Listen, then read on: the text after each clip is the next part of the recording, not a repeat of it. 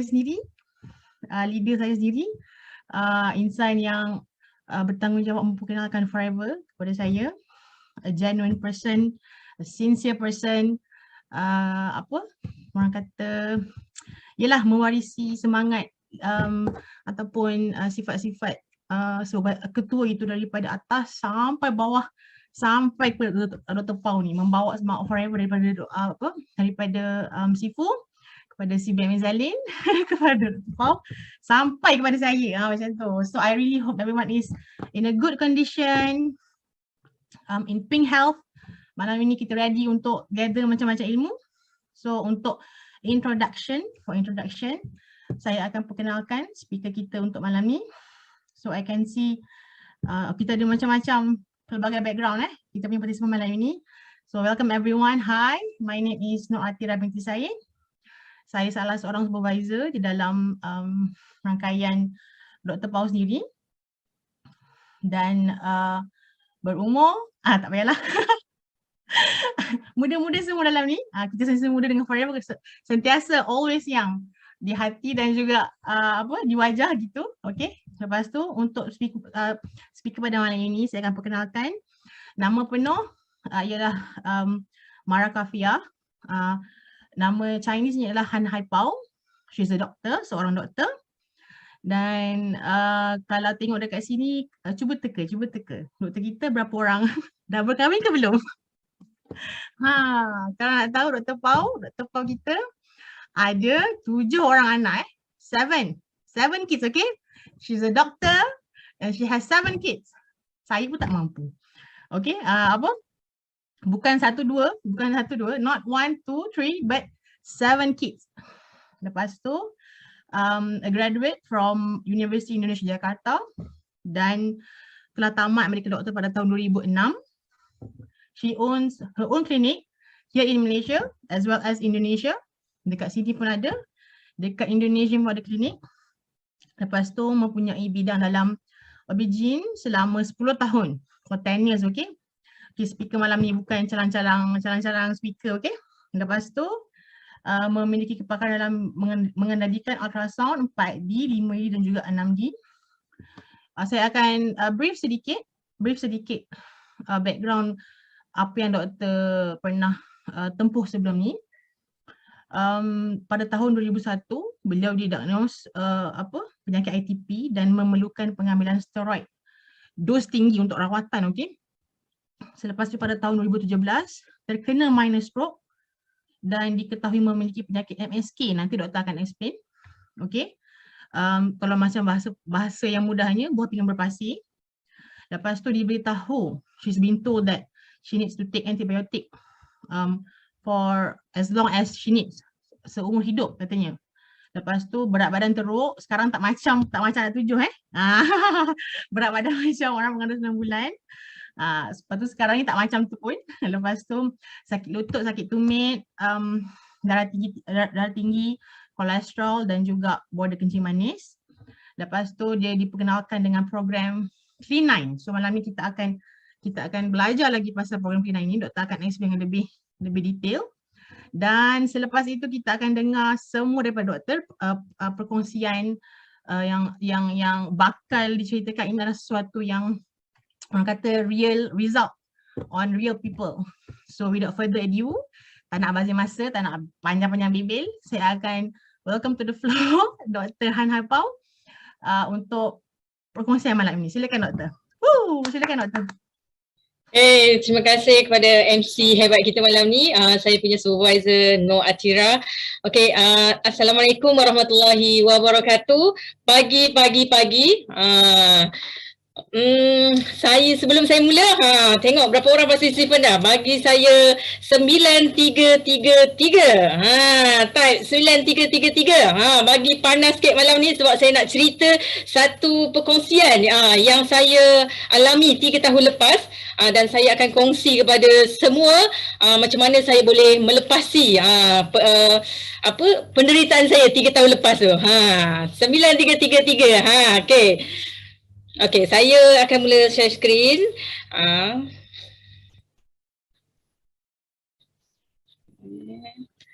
Alright. Okay, perkenalkan nama saya Dr. Pau. Seorang panggil saya Dr. Pau lah. Saya Eagle Manager Dr. Pau.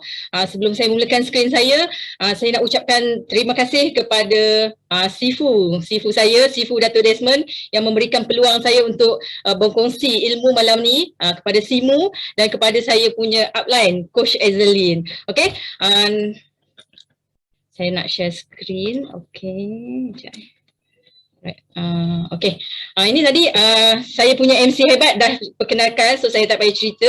Okay, ini saya punya background dekat dalam Forever. Saya join Forever pada tahun 2019. Lepas tu saya 5cc Club 2020 dan 2021, Hello Ambassador Club 2021, F2D Level 1 pada 2021, Solid Manager pada 2021, Local Trip Achiever pada 2021 dan Eagle Manager pada tahun 2021. Okay, so ini sedikit background saya. Pada tahun 2001, sebenarnya saya didiagnosis menghidap penyakit yang disebut dengan ITP. ITP ialah satu penyakit iaitu autoimun. Dia singkatan daripada idiopathic thrombocytopenia, iaitu satu kelainan platelet ataupun pembekuan darah yang berlaku. Jadi bila saya menderita penyakit ni, saya akan bleeding ataupun akan ada berlaku perdarahan. So masa ni memang saya didiagnosis sebagai autoimun dan bila berlaku bleeding tu, saya kena ambil steroid dalam dos yang sangat tinggi lah. Kalau saya hospitalized masa tu, saya akan masuk dalam 3000 mg. So sehari dalam 1000 mg steroid. So memang itu background sakit saya lah daripada 2001. Okay, so lepas 2017, selepas saya bersalin anak saya yang bungsu sekali, saya terkena minor stroke. Minor stroke ni saya tiba-tiba berlaku, masa tu saya jatuh dekat Indonesia. Saya ada kerja dekat Indonesia, kemudian saya tak boleh gerakkan tangan dan kaki, dan masa itulah saya kemudian jumpa beberapa doktor pakar dan saya baru diketahui saya ada penyakit congenital ataupun penyakit yang sebenarnya dibawa daripada lahir. So ada kelainan pada buah pinggang yang daripada lahir menyebabkan saya punya buah pinggang di usia saya 30, masa tu baru 33 tahun, saya kena buah pinggang berpasir ataupun dua-dua belah buah pinggang penuh dengan pasir. So masa tu bila saya jumpa pakar nefro terbaik dekat Malaysia ni, dia memang dia kata kes macam ni memang sangat jarang. So dia suggestkan saya untuk pengambilan antibiotik seumur hidup untuk pengawalan bakteria jahat dalam saya punya buah pinggang. So dia kata supaya tak berlaku kerosakan buah pinggang di kemudian hari. So masa tu saya terpaksa accept untuk pengambilan antibiotik, tapi sebab sebelum daripada kejadian ni, maksudnya selama saya kehamilan, so saya banyak ambil antibiotik sebenarnya sebelum ni, because saya punya UTI ataupun masalah sakit saya adalah UTI, urinary tract infection. So saya memang banyak sangat pengambilan antibiotik. So bila banyak sangat pengambilan antibiotik, bila tahun 2017 tu saya kena, saya banyak sangat bila saya uji resistensi terhadap antibiotik, banyak sangat antibiotik yang saya tak boleh ambil. So daripada ada 14 test terhadap antibiotik tu, hanya tiga jenis saja yang saya boleh ambil, dan itu saya kena ambil seumur hidup. So masa tu saya terfikir hanya 3 jenis antibiotik yang saya boleh ambil, dan saya kena ambil seumur hidup. Apakah itu solution untuk saya? So jadi saya masa tu terfikir daripada 3 jenis antibiotik yang saya kena ambil tu, saya kena ambil seumur hidup. Dan saya perkirakan, maksudnya kalau saya ada umur dalam 60 tahun lah kan, so saya ada 30 tahun lagi untuk saya ambil antibiotik. Dan apakah cukup 3 jenis antibiotik tu untuk membantu saya dalam pengawalan bakteria dalam saya punya buah pinggang? So daripada itulah sebenarnya masa 2017 tu saya mengalami berat badan yang makin teruk. Sebenarnya macam lebih kurang macam saya pregnant 9 bulan, sebab berat badan saya lebih daripada 70 kilo masa tu. Lepas tu sakit lutut dan sakit tumit yang sangat teruk. Kemudian bila berlaku berat badan yang semakin naik, semakin teruk tu, tekanan darah saya sangat tinggi. Tekanan darah saya tinggi, kolesterol tinggi, kolesterol jahat, LDL pun tinggi, triglyceride saya pun tinggi. Lepas tu kencing manis pun dah mula border dalam 6.6 sampai 7. Lepas tu saya ada hyperthyroid. Okay. So inilah yang menyebabkan saya mencari satu alternatif untuk saya sendiri untuk merubah kehidupan saya masa tu. Sebab saya bila kita dah mula sakit, lepas tu badan besar, kita nak jumpa orang, ialah saya sebagai doktor kan, saya nak jumpa patient pun macam malu kan, sebab ialah orang kata kita cakap dengan patient kan, kena jaga makan, kena kurangkan berat badan kan, tapi berat badan kita sangat melampau kan. Jadi saya masa tu saya mencari satu alternatif untuk saya menurunkan berat badan saya, dan kemudiannya saya boleh curekan, kurang-kurang saya boleh hidup lebih baik. So masa tu saya mengenal Forever melalui program C9 sebenarnya. Bila saya tengok botol aloe vera gel, saya melihat satu program yang dinamakan program Clean9. Dan masa tu saya kaji sendiri produk ataupun perjalanan Clean9 tu selama sebulan sebelum saya memutuskan untuk mengambil produk Clean9. So memang setiap produk yang saya akan ambil mestilah saya akan kaji dulu kan. So nanti saya akan explain dekat slide kemudian macam mana beberapa literature yang saya baca selama saya buat pengkajian terhadap program Clean9 terutamanya, dan di sebalik botol aloe vera tu. Okay, so saya merasai sendiri pengalaman selama program pertama C9. C9 masa pertama kali saya buat ialah pada tahun 2019. Masa tu memang seksa. Sebab apa? Sebab saya ada history penyakit saya yang panjang tu kan. So saya merasai 5 hari pertama saya dalam C9 tu sangat seksa. So saya sakit kepala, sakit badan, demam, lepas tu kencing rasa macam kalau orang kata rasa nak kencing je. Tapi tak keluar air kencing tu. Tapi bila masuk hari ke-6, saya masa buat Clean9 hari ke-6 tu, saya kencing okey, lepas tu demam berkurangan, sakit sendi, dan bila berakhirnya Clean9 tu, di hari ke-9, saya lose weight masa pertama kali ialah dekat 4.5 kilo. So masa tu memang badan memang sangat-sangat bertenaga, walaupun tak adalah kata penyakit yang kita check lagi tu, belum saya check lagi, maksudnya saya tak buat lab, pemeriksaan lab, tapi badan dah terasa lain masa tu. So masa tu saya teruskan dengan buat Clean9 setahun 3 kali, dan saya merasai kesan kesihatan saya selama 2 tahun ni saya turun berat badan sebanyak 24 kilo. So loss inch sangat banyak. Lepas tu dah jarang demam, kencing bermasalah pun semakin berkurangan, tekanan darah tinggi pada paras normal, kolesterol pun sekarang paras normal, kencing manis pun paras normal, dan sakit lutut dan sakit tumit telah tiada. Okay, so siapa boleh teka kat sini? Mana satu saya? Okay, boleh ke bagi jawapan partisipan ni? Mana satu saya? Di antara semua ni, mana satu saya di tahun 2019? Ini perjumpaan family saya dekat KLCC masa tu. So inilah saya.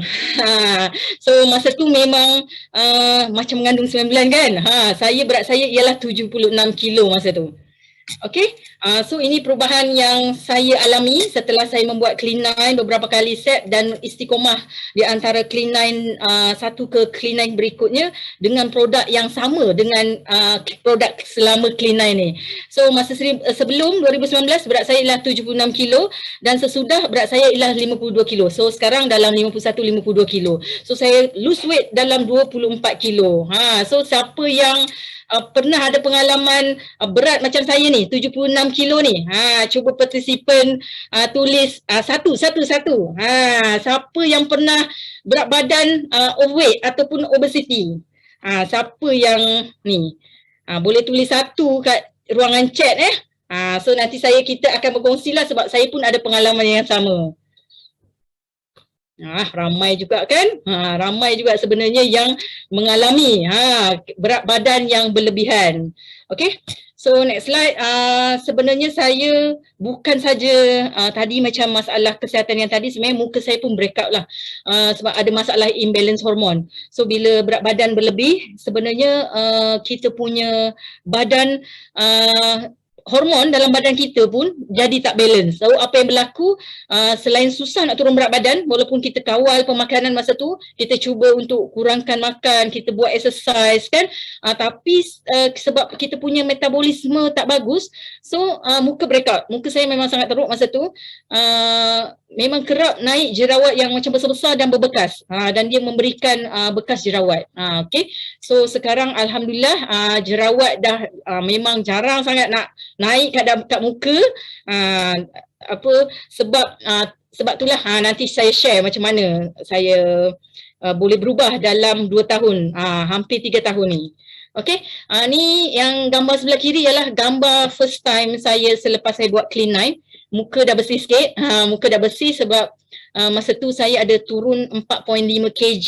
So ini ialah first time ambil aloe vera dalam program Clean9 dan saya turun berat badan 4.5 kilo. Ini gambar pertama, ini masa Malaysia Rally.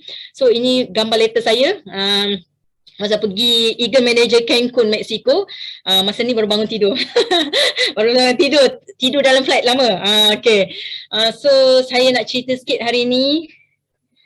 Okay, sebenarnya ni ada tinjauan Kebangsaan Kesihatan dan Mobiliti 2019 bahawa kadar diabetik meningkat dalam 4 tahun meningkat hampir 5%. So kira percentage yang agak tinggi dekat Malaysia, maksudnya kadar obesiti dekat Malaysia ni cukup tinggi. Kadar obesiti di Malaysia ni kalau ikut population melebihi 50%.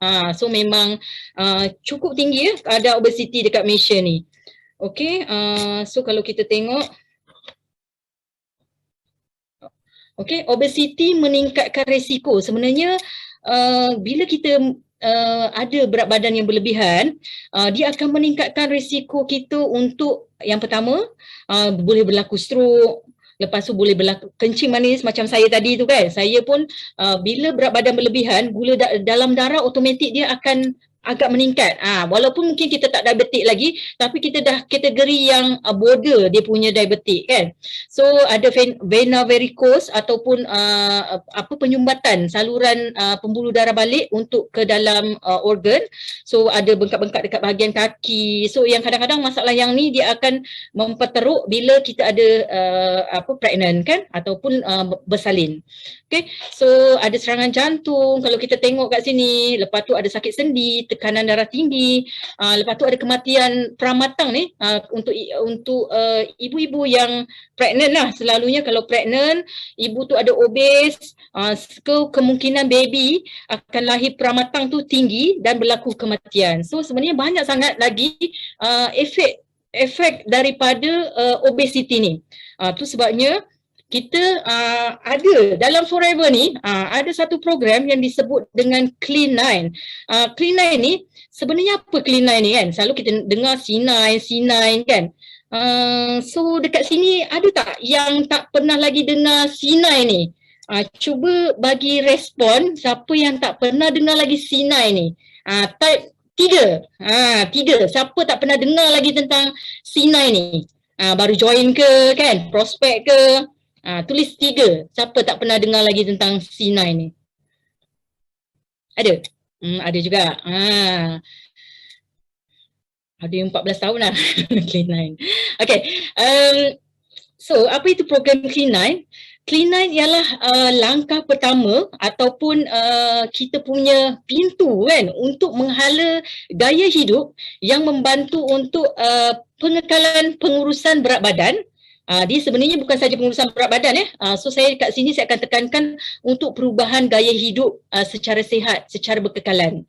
So Clean9 ni dia sebenarnya satu langkah pertama untuk kita hidup secara sihat, untuk kita pengurusan berat badan dan sebenarnya untuk kita kembali ke tahap kesihatan yang terbaik daripada yang kita dah miliki tu. Sebenarnya bila kita bertambah usia, bila kita bila kita makan makanan yang tak sihat kan, dengan pencemaran udara dan semuanya, kita akan mengalami satu perubahan daripada segi badan ni. So Clean9 ni dia akan membantu untuk kita memulakan perubahan, untuk memulakan gaya hidup yang lebih baik. So dalam Clean9 ni dia ada 3. Dia sebenarnya program pengurusan berat badan dan perubahan gaya hidup yang tidak ada di tempat lain. Siapa yang pernah join program-program lain mungkin tahu sebenarnya banyak program pengurusan berat badan di luar yang tak ada 3 langkah ni. Dia sebenarnya sepatutnya program untuk pengubahan gaya hidup ni kena ada tiga langkah ni. Yang pertama, detoxification ataupun penyahtoksinan toksin dalam badan. Yang kedua, kena ada pembakaran lemak, dan yang ketiga, kena ada nutrition yang lengkap. So bila kita ikut program ni, kita bukan jadi kekurangan nutrition, tapi kita turun berat badan tapi kurang nutrition, itu pun tak bagus. So bila kita ikut Clean9, kita akan ada nutrition yang lengkap. Bila kita dah detox, ada nutrition lengkap untuk membantu. Okay, so saya akan ceritakan kemudian. Alright. Ini sedikit tentang perbezaan diet dengan detox.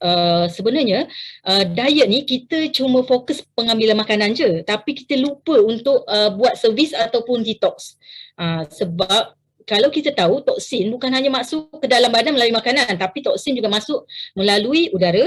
Lepas tu dengan kita punya kulit tu boleh melalui air, boleh melalui daripada persekitaran kita lah yang penuh dengan bahan toksin. So detox melibatkan proses pembersihan dalaman badan kita dengan menyingkirkan toksin-toksin terkumpul secara sihat. Kesannya bila badan dah bersih, maka badan akan jadi lebih mudah untuk menerima sebarang perubahan dan menggalakkan kita untuk mengikuti gaya hidup yang lebih sihat. So ini saya cerita secara simple je.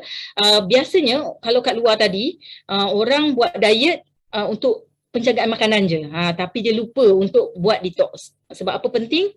Kita tengok.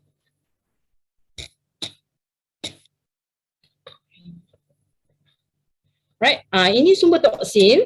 Ini yang kita cerita, kenapa kita perlu buat penyahtoksinan ataupun buat detoxification, ataupun kenapa kita berlaku, sebenarnya secara normal badan kita ada berlaku detoxification.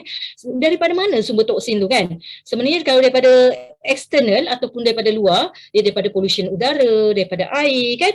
Lepas tu kalau daripada makanan sekarang, kalau kita tahu makanan cepat saji, lepas tu daripada pesticide yang disembuh pada buah-buahan dan sayur-sayuran, lepas tu ada bahan pengawet, pewarna, bahan perasa, ada boraks formalin yang sekarang banyak digunakan untuk pengawetan ikan terutamanya kan.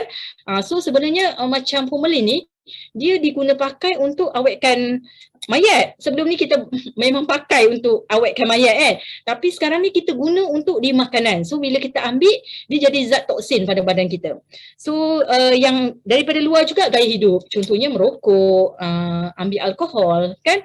So yang daripada internal ni pun ada juga toksin sebenarnya daripada internal. Sebab apa? Sebab bila kita ada proses penghadaman, ada proses penyerapan nutrition, sebenarnya ada toksin-toksin juga yang akan dibuang daripada badan kita.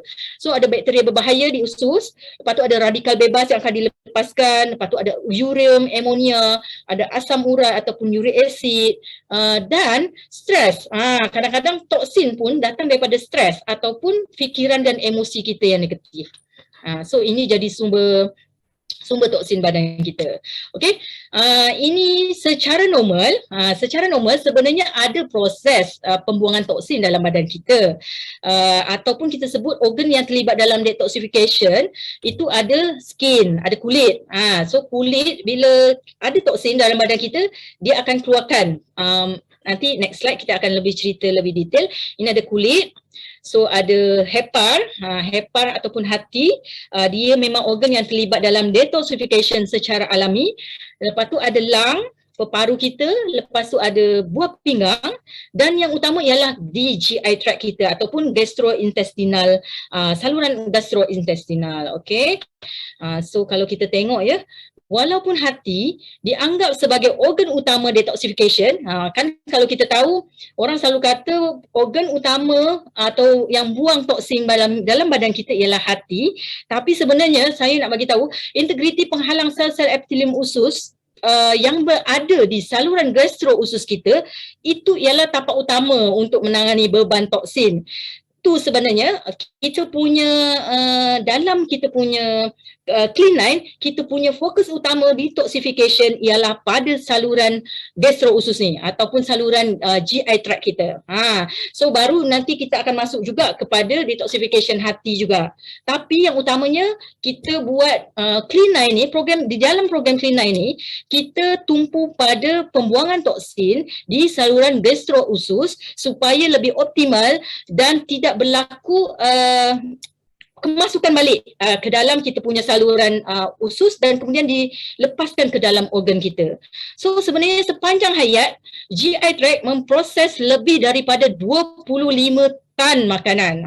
So sebenarnya yang mewakili daripada makanan tu sebenarnya dia mewakili beban antigen dan toksin terbesar yang dihadapi oleh tubuh manusia. So betul sekali bahawa dalam Clean9 detoxification utama yang kita tumpu ialah dekat usus. Sebab apa? Sebab lebih daripada 25 tan makanan yang kita makan dan itulah sumber toksin yang paling banyak dalam badan manusia. Okay?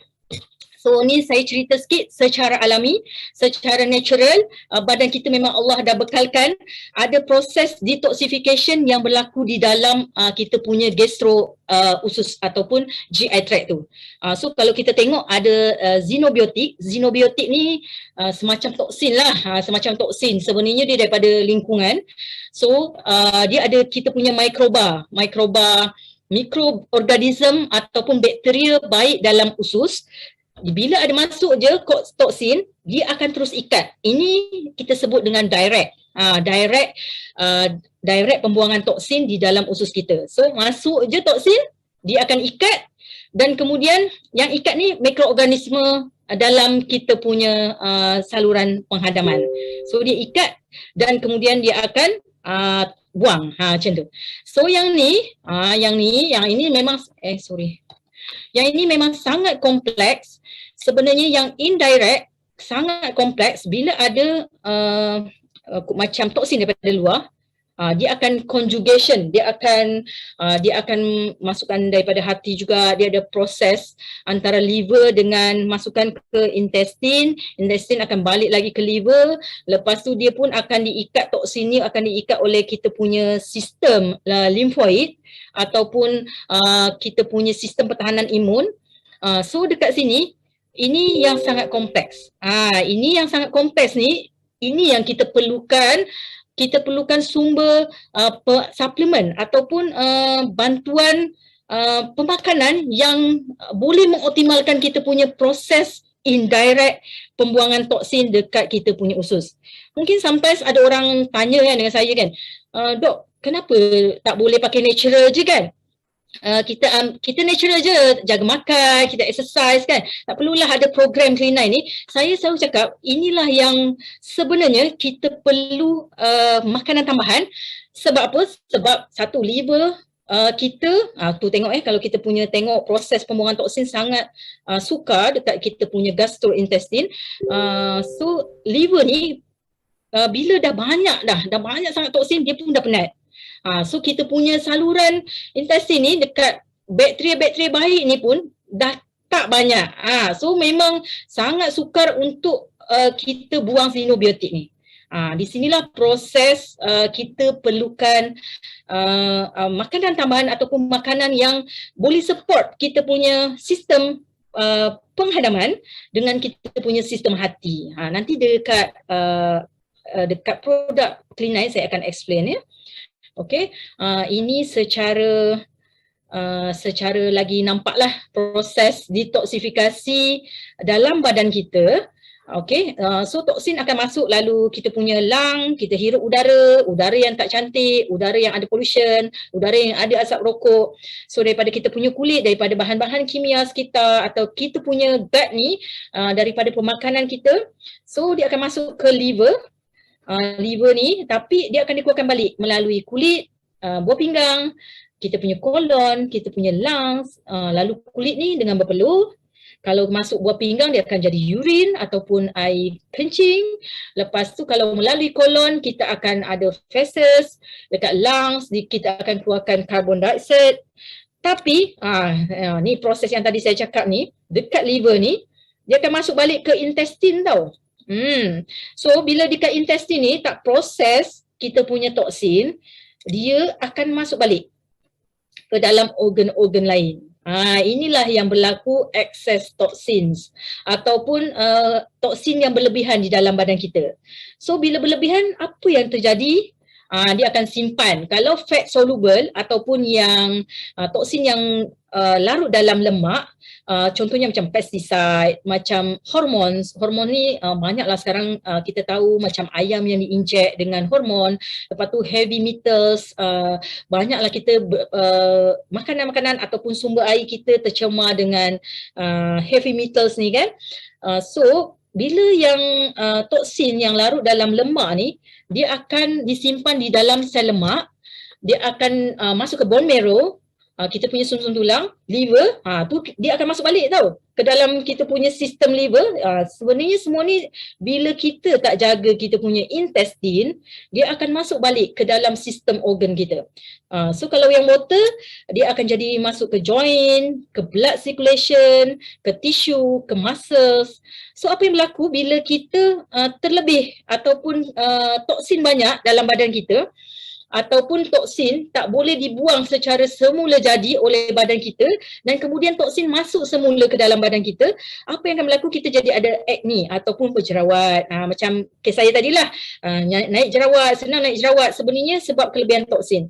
Alergi, arthritis, penyakit keradangan, autoimun, macam saya juga yang ATP tadi, lepas tu cardiovascular disease, chronic fatigue, penat yang berlebihan, constipation ataupun sembelit, diabetik, diarrhea, lepas tu kita ada macam-macam lagi. Ada macam-macam penyakit yang akan ditimbulkan bila kita ada toksin yang berlebih ataupun toksin tak boleh keluar kat sini, tak boleh keluarkan kat sini, so dia akan simpan balik kat dalam badan kita.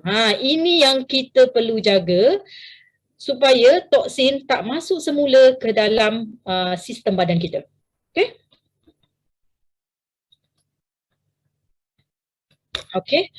So ini sebab saya tadi tumpu dekat kita punya intestine, macam mana sebenarnya toksin boleh masuk balik dalam badan kita dekat kita punya sel-sel epithelium dekat usus kita. Ini kita tengok ini normal gut. Ini yang sini normal. Kalau kita tengok good bacteria banyak, bakteria baik banyak. Lepas tu mucus. Mucus ni untuk buang yang bakteria toksin-toksin tu. Dekat sini mucus. Mucus kena ada. Lepas tu dekat sini tight junction ataupun sel, antara sel ni dia punya penghubung masih cantik. Ini normal gut. Lepas tu blood cells cantiklah sebab toksin tak sempat masuk. Toksin tak dapat masuk. So normal gut kita sel macam ni cantik. Tapi bila kita dah makan, kita dah berlaku dah masuk toksin, kita makan macam-macam, ada berlaku pollution apa semua kan. So toksin sebenarnya dia akan merubah kita punya structure sebelum dia berjaya masuk, dia dah merubah kita punya structure daripada sel epithelium usus. So kat sinilah kita sebut dengan leaky gut. So daripada 2017 ke atas, leaky gut ni sangat famous, orang kaji kenapa berlaku penyakit kronik pada seseorang ternyata bersumber daripada dia punya sel-sel usus yang tak bagus. So kalau kita tengok virus sangat senang nak melekat kat sini. Sebab apa? Sebab bakteria banyak. So ada gluten kalau kita tahu dekat macam tepung-tepung So sekarang ni kita rajinlah makan goreng-goreng bertepung, cekodok kan. So gluten ni dia akan merosak sistem sel mucus dekat di atas permukaan sel kita. So dia rosakkan juga tight junction, dia ataupun penghubung antara sel ni. So toksin akan senang masuk dan mengubah struktur sel darah, mengubah struktur banyak benda. So kalau kita tengok leaky gut ni, ini yang berlaku. Sebenarnya kelebihan toksin yang banyak akan merubah sistem sel epithelium usus kita. So inilah yang akan berlaku leaky gut. Kalau kita dengar famous sekarang, orang kaitkan autoimun dengan leaky gut, orang kaitkan eczema dengan leaky gut, orang kaitkan dengan brain fog ataupun budak-budak yang autis ataupun ADHD sebenarnya daripada pemakanan ibu mengandung, so banyak gluten, so dia akan membawa genetik dekat sel-sel epithelium tu yang tak bagus. So leaky gut banyak berkait juga dengan, sekarang kita kaitkan dengan depression ataupun anxiety, lepas tu dengan case hormonal imbalance, ataupun kita tahu sekarang case infertility sangat tinggi. Macam saya banyak handle case ANC untuk Obsgyn. So memang banyak sangat patient-patient yang pasangan muda, sangat banyak yang mengalami infertility. Salah satunya ialah berkait dengan leaky gut ni. Kalau kita tanya kan, kalau kita tanyalah daripada banyak-banyak isu ni, contohlah orang yang ada skin issues kan, macam acne, ada masalah hormonal imbalance, contohnya PCOS, selalu senggugut, ataupun ataupun period panjang kan, ataupun period tak teratur, kita tanya pola makan dia macam mana, pola diet dia macam mana, pemakanan dia macam mana. So memang ini ialah hasil penelitian bahawa orang yang sel epithelium usus dia problem, dia akan lagi mudah nak mengalami macam autoimun juga. Autoimun disease pun sekarang sangat banyak. Kalau saya baca literature terakhir, autoimun disease ni dah hampir 100, ada 170 ke 180 jenis. So memang sangat banyak. Dan pelik-pelik, penyakitnya pelik-pelik. Ada yang tak ada cecair air mata, ada yang merosak tulang, ada yang macam Hashimoto thyroiditis, dia serang kita punya organ thyroid, ada yang celiac disease ni dia rosakkan kita punya sel epithelium usus. So makin teruklah kita punya proses penghadaman tu. Sebab apa? Sebab pada celiac disease dia attack juga. Dia rasa sel itu sebagai bakteria ataupun benda asing yang dia perlu attack. So yang paling banyak berlaku pun chronic fatigue, ataupun sekarang muda-muda dah penat yang berlebih. So ini semua ialah efek daripada leaky gut. Okay, so saya nak cerita sebenarnya apa yang menarik tentang usus ni. Kenapa? Pertama, terdapat 100 juta neuron di dalam usus. Neuron ni ialah pembawa informasi. So neuron yang terdapat dalam usus sebenarnya lebih banyak daripada neuron-neuron yang ada di sistem saraf perifer. So kalau ikutkan perbandingannya, sistem saraf utama dekat brain kita, lepas tu neuron paling banyak ialah dekat usus. So dia punya sel-sel penghubung tu paling banyak. Tu sebabnya kalau rosak, kalau sel-sel tu berlaku leaky gut tadi, itu yang jadi macam-macam masalah. Bila usus problem tu yang jadi masalah. Okay. Okay, so yang kedua, laluan informasi daripada usus ke otak. Ini yang sangat berbeza daripada organ lain. Kalau organ lain daripada otak dulu perintahkan tangan, daripada otak dulu diperintahkan mulut untuk bercakap, daripada otak dia perintahkan mata untuk berkedip, kan? Daripada otak dia perintahkan kaki untuk berjalan. Tapi pada usus dia ada visceral nerve yang tertanam dalam usus ataupun vagus nama dia. 90% pembawa maklumat daripada usus ke otak. Jadi bukan sebaliknya. Itu sebabnya kenapa pergerakan peristaltik usus, pergerakan kita mencerna kan, kita tak perlu otak untuk perintahkan, kau kena hadam sekarang, makanan kena masuk sekarang, makanan kena diserap sekarang, tak. Sebab dalam usus ada laluan informasi sendiri. Okay, so yang ketiga yang menarik juga tentang usus, kebanyakan serotonin terdapat dalam usus. 95% serotonin dijumpai dalam usus.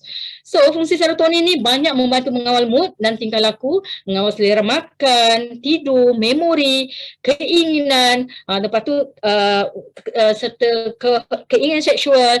So tahap serotonin yang rendah telah dikaitkan dengan kemurungan. So tak pelik kalau sekarang ni ramai sangat orang yang mengalami masalah GERD, dia ada sekali dengan depression ataupun penyakit bipolar ataupun anxiety. Sebab apa? Sebab sebenarnya serotonin tu ada dalam usus kita. Dan bila berlaku leaky gut tadi itulah berlakunya kecelaruan juga dekat bahagian otak kita. Sebab apa? Serotonin tu tahap serotonin jadi turun. Okay? So yang terakhir yang menarik juga, di dalam usus kita ada 70% sel imun kita berada dalam usus. Yang dibentuk dalam nama dia GALT ataupun Gut Associated Lymphoid Tissue. So usus menjadi tempat pertahanan utama untuk kita melawan kuman. Bakteri apa je yang masuk dalam badan kita, sebenarnya perlawanan utama dia ialah dekat usus. Tu sebabnya dalam Clean9 sangat difokuskan untuk diadakannya atau kan dibuatnya detoxification di dalam usus yang utamanya. Tapi dia ada juga kait dengan HEPA semualah nanti kan. Okay, so saya cerita sikit pasal dieting dengan proper dieting. Dekat dieting ni macam kita tahu tadi, toksin disimpan dalam kita punya sel lemak. So bila sel lemak tu dibakar, pada orang yang jaga makan saja, toksin malah akan merebak ke seluruh badan sebab terlebihan toksin tadi kan disimpan dalam fat, dalam sel lemak. So bila sel lemak dibakar, toksin akan menyebar ke seluruh badan. Apa yang berlaku? Kita akan senang rebound. So tak balik, bila kita dulu ikut program-program, boleh bertahan selalu dalam 6 bulan je lah, 6 bulan setahun berat badan macam tu juga. Macam saya dulu sebelum ni memang berat badan saya memang tak pernah di bawah 60 kilo. So memang saya sejenis berat badan yang memang besar lah. Saya sebelum kahwin lagi memang berat badan saya pun besar. So saya ikut program-program, apa yang berlaku saya rebound je. Sebab apa? Sebab kita buat dieting. Tapi bila kita buat proper dieting dan cellular detox, maksudnya kita singkirkan toksin sekali dengan buat dieting, maka kita tak akan rebound. So alhamdulillah saya dalam 2 tahun bersama Forever, saya buat Clean9 secara regular, tak membuat berat badan saya untuk rebound semula ke berat badan yang sebelum-sebelum ni lah gitu. Okay, so manfaat program C9 ini untuk menyingkirkan toksin berbahaya, ini yang utama, terutamanya dalam usus kita. Yang kedua, memulihkan sistem badan, membantu dalam pengurusan berat badan, memperbaiki keadaan kulit, meningkatkan tahap tenaga, membantu meningkatkan sistem imun dan menggalakkan penghadaman. Ini saya akan cerita nanti manfaat dia bila kita kaitkan dengan produk ya. Okay, ini sangat penting sebab ramai sangat di luar sana ataupun ramai sangat yang bertanyakan pada saya, orang yang gemuk je kot yang perlu Clean9 kan. Selalu dalam fikiran kita, orang-orang yang obesiti saja yang perlukan Clean9. Tapi sebenarnya bila saya cakap siapa yang perlukan Clean9 ialah yang pertama, yang paling penting ialah orang yang menghidap penyakit kronik. Contohnya hypertension, orang yang ada diabetik, orang yang ada hyperlipidemia, orang yang ada CKD ataupun masalah buah pinggang stage 1, lepas tu ada masalah fatty liver dan ada masalah jantung. Ini sangat ataupun membuang toksin dekat kita punya saluran penghadaman sehingga penyerapan ubat-ubatan lebih baik dan dengan tu diharapkan kesihatan dia akan bertambah baik. Okay? So yang kedua ialah mereka yang mengalami penyakit ataupun yang kerap mengalami penyakit yang menyebabkan dia sakit secara teruk. Contohnya pesakit gout, lepas tu RA, rheumatoid arthritis, gastrik, migraine, orang yang ada slip disc, masalah tulang belakang, eczema. So ini pun sangat bagus kita galakkan untuk buat Clean9. Mereka yang ada penyakit autoimun, macam saya cerita tadi pasal leaky gut berkait dengan autoimun, jadi kena betulkan sistem dekat sel-sel usus dia tu. Orang yang ada SLE, ada psoriasis, Crohn's disease, sclerosis, lepas tu orang-orang yang ada kulit bermasalah, kerap jerawat, kerap naik bisul, kerap naik kudis, so itu pun kena buat Clean9. Yang kelima, mereka yang ada masalah hormon, contohnya thyroid, thyroid itu sangat bagus buat Clean9. Irregular periods, PCOS, insomnia, orang yang susah tidur pun sangat bagus untuk buat Clean9. Okay, so yang keenam,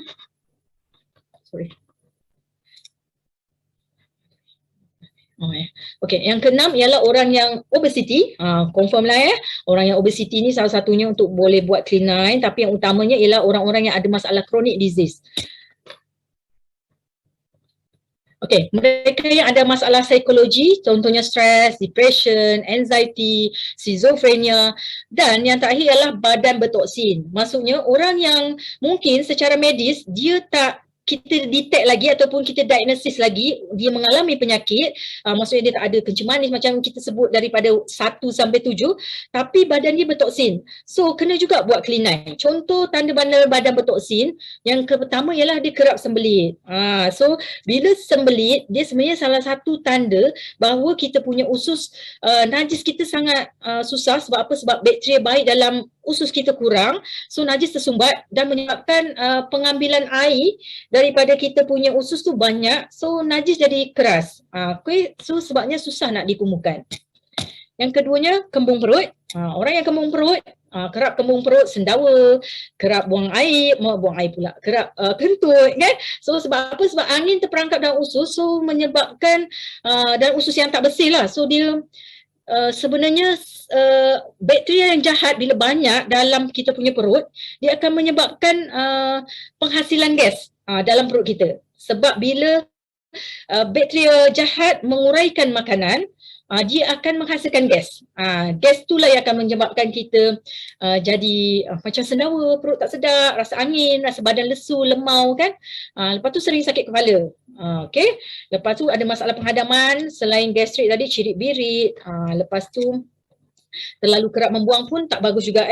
Contohnya orang lepas makan je tak sampai 5 minit terus ke toilet. Itu pun ada masalah penghadaman. So yang letih lesu, ini pun kena buat clean. Sebab apa? Sebab pencalonan darah dia dah tak bagus, sebab toksin dah penuh. Tadi toksin yang larut dalam air dia akan masuk ke kita punya blood circulation. So kita jadi letih dan lesu. Okay, lepas tu nafas dan badan berbau. Kalau kita perasan sebenarnya apa yang menyebabkan nafas dan badan berbau ialah daripada kita punya sistem penghadaman. Bila sistem penghadaman kita macam tadi, bakteria jahat banyak, dia akan menghasilkan gas yang menyebabkan gas tu bau dia busuk. Okay? Perut buncit. So sebab apa? Sebab najis satu, lepas tu masalah hormon pun kadang-kadang membuatkan kita punya lingkar perut bertambah. Wajah kusam dan berjeragat. Ini pun faktor daripada kita excess toksin. Toksin dah tak boleh dah nak diproses secara natural dalam badan kita untuk dikeluarkan melalui feses ke, melalui urin ke, melalui peluh ke, tak boleh. So kita kena bantu untuk keluarkan dengan program yang paling baik ialah program Clean9 ni. Okay, kemaruk makan ataupun hilang selera makan. Dua-dua pun tak boleh. Bila kita ada setengah kita sangat craving kan, baru makan rasa nak makan, baru makan macam tak kenyang kan, padahal baru makan sepinggan nasi. So itu menyebabkan sebenarnya masalah penghadaman kita lah tak okey. Ya. Okay, so saya masuk terus ke produk. Okay, C9 ni melibatkan ada 3 botol aloe vera gel. Lepas tu ada 1 botol bee pollen, 1 botol RTC. Lepas tu ada 1 pouch daripada Forever Light dan 9 sachet fiber. So siapa sekarang ni yang pernah buat C9? Yang pernah buat C9, cuba type C9 lah, C9. Okay, tulis C9. Berapa ramai yang dah pernah buat C9? Wih, ramai. Okay, lagi. Ramai yang dah buat C9 Okay, so malam ni saya just berkongsi tips sedikit. Mengapa kita perlukan produk-produk ni dalam program C9. Okay. Yang pertama, kita ada 3 botol aloe vera gel yang kita akan habiskan dalam masa 9 hari. So okay, ini fungsi. So saya nak cerita sikit kat sini. Aloe vera ni sangat luar biasa, satu pokok yang Allah jadikan dia ada 200 nutritional substances. Ada 200 kandungan jenis nutrition yang ada dalam sebotol aloe vera. Memang sangat dahsyat lah. Belum ada lagi kita jumpa satu je bahan yang ada sebanyak ni. Nutritional substances dia sangat banyak. Okay. So kalau kita tengok aloe vera sudah digunakan lebih daripada 3,500 tahun. Lepas tu lebih daripada banyak sangat clinical study. Macam nanti di dekat slide ni pun saya akan tunjuk beberapa literature tentang aloe vera yang pernah saya baca, yang pernah saya kaji sebelum saya beli dan makan aloe vera ni. Lepas tu beribu scientific study yang sudah dilakukan. Ini ada IASC, ada Kosher, ada Ivanka. So memang aloe vera ni sangat luar biasa. Sebab apa dia luar biasa? Sebab dia ada saponin. Saponin ni kita dah tahu dia ialah struktur dia macam sabun, menyerupai sabun. Struktur dia menyerupai struktur kimia daripada sabun. Tapi sebenarnya saponin ni dia function dia ialah untuk yang utamanya dia untuk memberikan juga bakteria baik dalam kita punya sistem penghadaman. Tu sebabnya bila bakteria baik banyak, so toksin akan mudah dikeluarkan daripada badan. So yang kedua ialah lignin. Lignin pun satu zat yang sangat luar biasa yang mempunyai daya penembusan hingga ke dalam sel. Dia boleh masuk ke dalam sel-sel yang paling dalam. Dia bukan saja di organ, duduk kat dalam organ, tapi dia duduk ke dalam sel. Disebabkan itulah kadar penyerapan zat nutrition pada usus yang telah dibersihkan oleh aloe vera lagi tinggi. So kalau kita tengok nanti bioavailability daripada ataupun penyerapan bersama suplemen lain ataupun ubat-ubatan, bila kita combinekan dengan aloe vera, dia akan jadi 3 kali ganda. Gitu. Okay, so aloe vera pun ada vitamin. Kalau kita tengok dia ada vitamin A, B, ada vitamin D, ada vitamin E, ada vitamin K. So vitamin-vitamin inilah yang akan memberikan nutrition kepada badan kita. So sebabnya lepas daripada C9, selalu kulit kita nampak cantik lah, nampak anjan, nampak bersih kan, sebab badan masa tu lebih cegas kan. Sebab apa? Sebab nutrition ada dalam aloe vera. Okay, so dalam aloe vera pun ada anthraquinone. Anthraquinone ialah anti radang.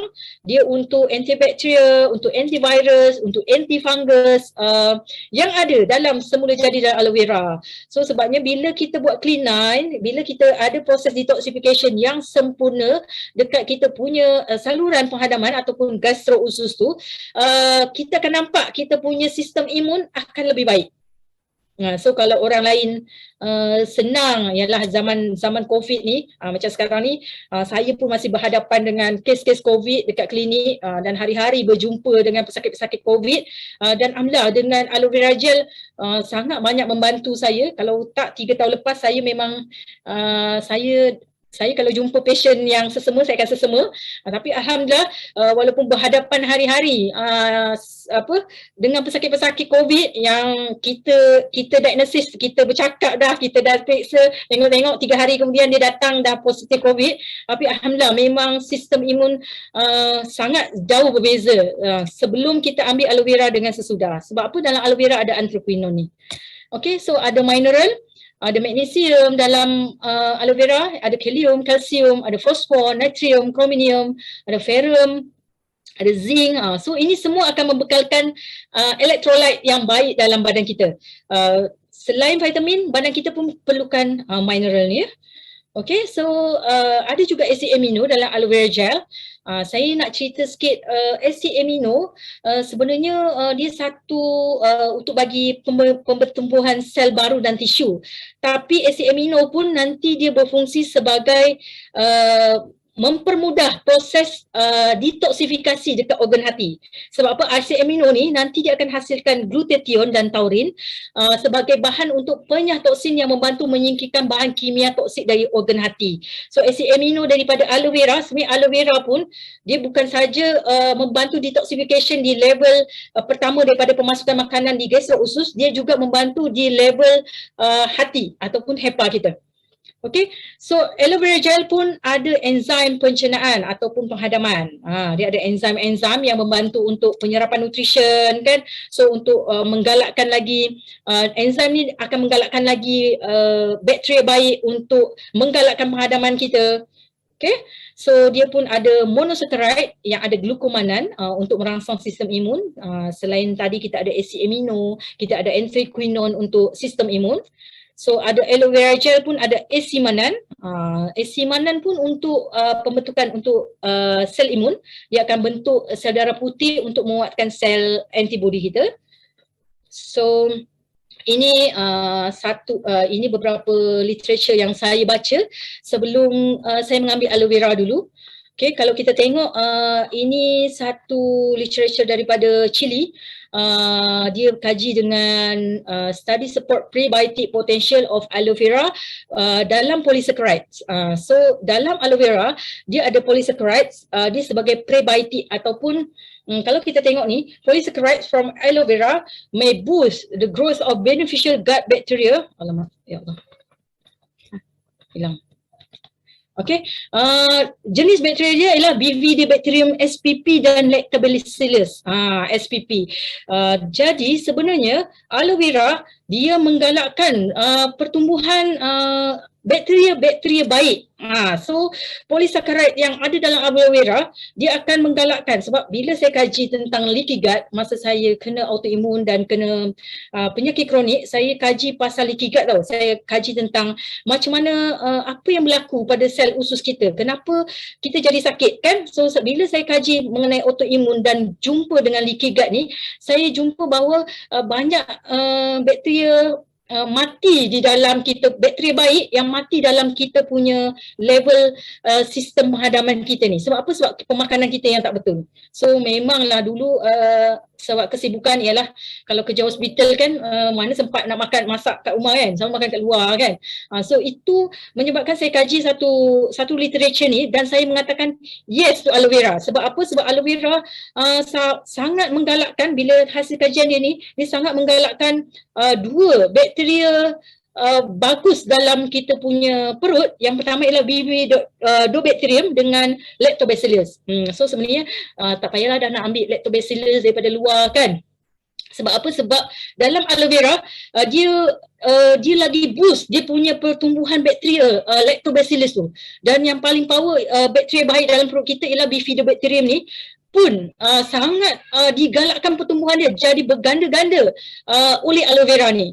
So memang satu research yang kemudian bila saya baca research ni, saya kata yes pada aloe vera. So lagi satu ialah aloe vera and probiotics. Ini annual research and review in biology. Ini dia dikaji aloe vera dan probiotik. Maksudnya probiotik dia bukan saja dia boost dia punya bakteria, tapi dalam aloe vera ni pun ada probiotiknya, ada bakterianya. So dia dua function, probiotik dan prebiotik. So itu yang akan menggalakkan kes-kes dekat leaky gut dan yang akan menyebabkan kesihatan bila kita ambil dalam long term ataupun beristiqomah. Aloe vera ni sangat akan boleh membantu kita yang mengalami masalah kronik dan kena starting dengan program Free 9 ni. Okay. So ATC ialah gabungan minyak ikan dan minyak zaitun. So kita tengok, tahukah anda sebenarnya omega 3 terlibat dalam hampir keseluruhan fungsi dalam tubuh dan merupakan binaan penting untuk setiap sel di dalam tubuh anda. So dia macam gut. Omega 3 ni sebenarnya gut. Dia sebagai pengawal lah kepada sel. Jadi ia menjadi bahan binaan bagi lapisan membran. Lapisan membran kita ni, sel ni, dia dilindungi, dia dibentuk oleh lipid. Lipidnya ialah omega 3. So kalau tak ada membran, memang sel tu confirm rosak kan. So bila pelindung kita tak ada, memang sel dalam tu akan rosak kan. Pelindung tu ialah omega 3. Okay, so next slide. Tubuh kita atau badan kita sebenarnya tak mampu nak hasilkan asid lemak omega 3.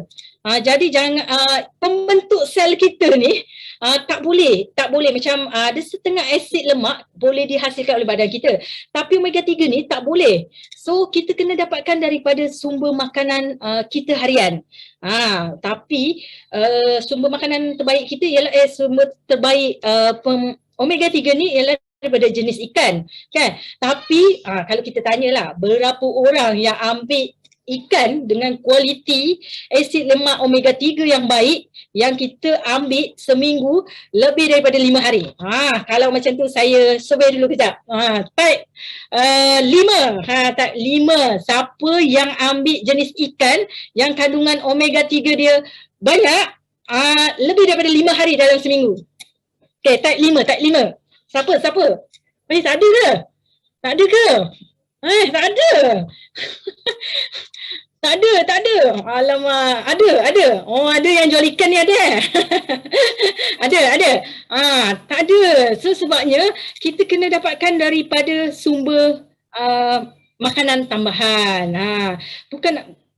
Bukan saya kata kita tak boleh makan ikan tapi makan ikan tak mencukupi. So omega 3 yang membentuk sel yang sebagai guard daripada sel kita tak cukup. So kita kena bantu sebenarnya daripada pemakanan ataupun makanan tambahan. Okay. So ini lagi satu, menurut American Heart Association ataupun AHA menunjukkan bahawa omega 3 ni efektif dalam mengurangkan risiko penyakit kardiovaskular. So dia akan menurunkan kolesterol jahat, LDL, dan meningkatkan paras kolesterol baik ataupun HDL. So ini sikit saya share pasal kebaikan omega 3 untuk kurus. Macam mana omega 3 ni bekerja dalam badan kita supaya badan kita boleh kurus. Bila kita ambil RTC dalam program Clean Eye ni, kita akan ada lose kita punya weight. Yang pertama ialah rasa lebih kenyang. Rasa lebih kenyang sebenarnya dua hormon utama yang mengawal rasa lapar dan kenyang ialah ghrelin dan leptin.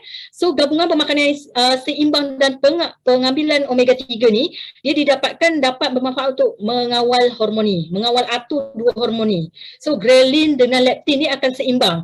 Bila ghrelin dengan leptin ni seimbang, kita jadi tak cepat lapar sangat. Lepas tu kita akan kekal kenyang berpanjangan. Bila kita makan makanan yang bagus, kita akan kekal kenyang lama. Sebab apa? Sebab pengaturan hormon ni diatur oleh omega 3. So omega 3 dia akan mengawal rasa kenyang. Okay, next slide. Tak boleh. Terlebih. Okay, so yang kedua, dia akan meningkatkan kadar metabolisme. Bukan saja nanti kita cerita-cerita bipolar, sebenarnya dekat RTC, dia pun akan meningkatkan kadar metabolisme. Dengan cara apa? Dengan dia akan membantu untuk membakar lebih banyak kalori. So kita ambil omega 3 dengan yang dikombine dengan omega 9, dia akan lagi boost kita punya metabolisme badan. Okay, so yang ketiga, mengawal atur tahap lemak badan yang sihat. So kalau kita tahu tadi dia meningkatkan HDL, dia menurunkan LDL dengan 3 cara, iaitu yang pertama dia meningkatkan kadar pembakaran lemak.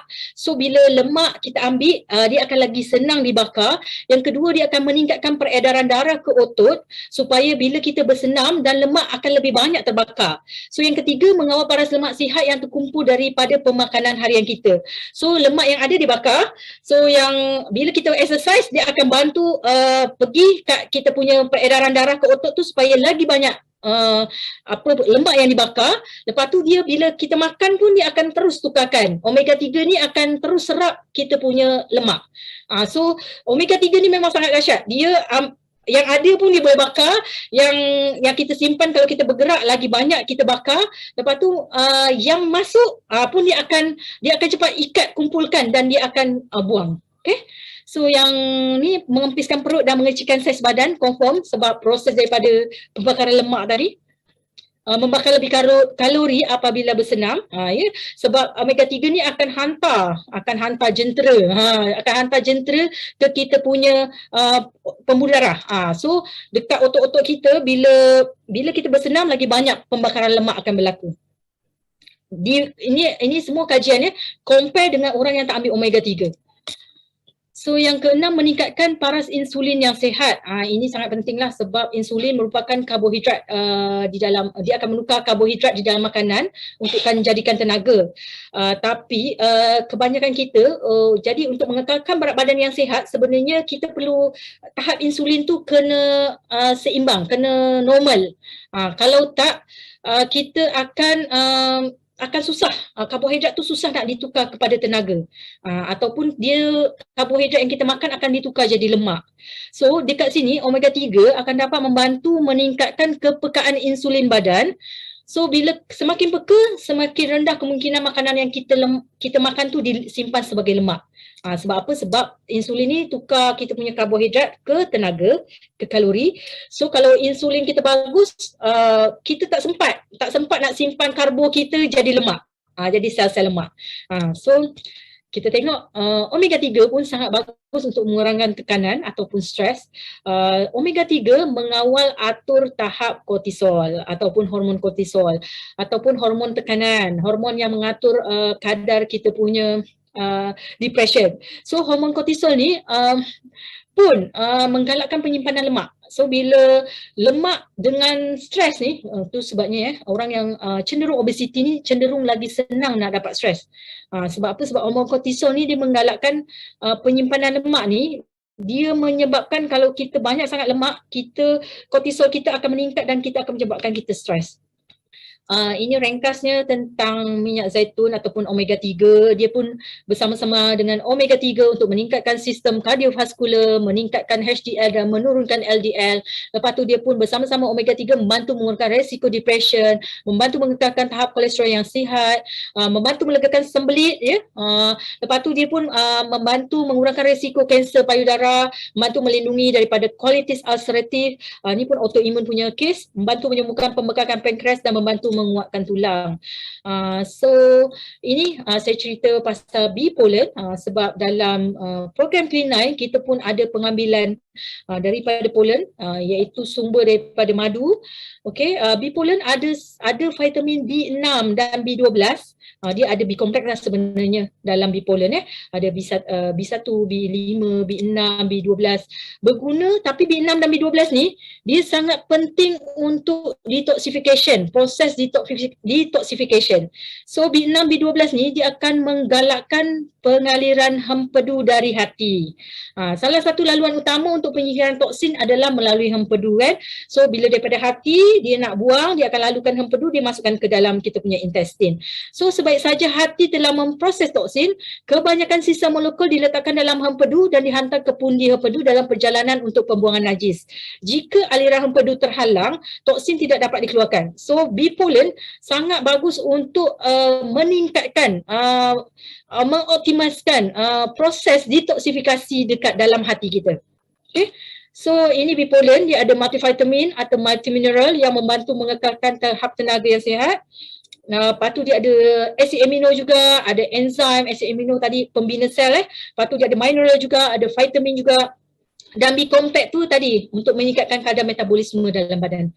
Okay, so bila kadar metabolisme baik, polen ni fungsinya untuk meningkatkan kadar metabolisme juga. So pembakaran lemak akan lebih baik. So sebabnya dalam program Clean9 bila kita ambil dalam jumlah kuantiti yang banyak dalam untuk optimiskan kita punya sistem hati, dan akan berlaku metabolisme yang lebih baik, maka akan berlaku pembakaran lemak yang lebih baik.